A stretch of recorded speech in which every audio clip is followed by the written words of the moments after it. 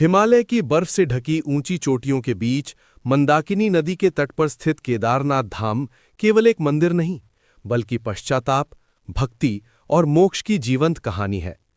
ये कथा हमें महाभारत काल तक ले जाती है। महाभारत युद्ध के बाद पांडवों के हृदय में गहरा दुख था। अपने ही कुटुंबियों और गुरुओं के वध का भार उनके मन को कचोट रहा था। वे जानते थे कि इस पाप से मुक्ति केवल भगवान शिव की कृपा से ही संभव है। पांडव शिवजी की खोज में काशी पहुंचे, परंतु महादेव उनसे मिलने को तैयार नहीं थे। वे नंदी बैल का रूप धारण कर हिमालय की ओर चले गए। पांडव भी उनके पीछे पीछे कठिन पर्वतीय मार्गों से गुजरते हुए केदार क्षेत्र पहुंचे।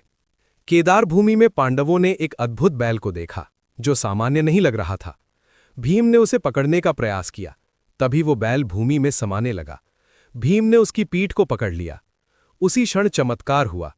बैल का पृष्ठभाग यानी पीठ यहीं प्रकट हुआ और शेष अंग अलग अलग स्थानों पर प्रकट हुए। यहीं भगवान शिव ने अपने केदार रूप में दर्शन दिए और पांडवों का पश्चाताप स्वीकार किया। कहा जाता है कि यहीं शिव का पृष्ठभाग प्रकट हुआ, इसलिए इस स्थान का नाम केदारनाथ पड़ा। शिव के शरीर के अन्य अंग जिन स्थानों पर प्रकट हुए वे आज पंच केदार कहलाते हैं। केदारनाथ पृष्ठभाग, तुंगनाथ भुजाएं, रुद्रनाथ मुख, मध्यमहेश्वर नाभि, कल्पेश्वर जटाएं। इन सभी स्थानों की यात्रा को अत्यंत पवित्र माना जाता है। मान्यता है कि आदि शंकराचार्य ने वर्तमान केदारनाथ मंदिर का पुनर्निर्माण कराया। सदियों से बर्फ, तूफान और आपदाओं के बीच ये मंदिर अडिग खड़ा है। यहाँ आने वाला हर भक्त अनुभव करता है शांति, शक्ति और आत्मिक शुद्धि।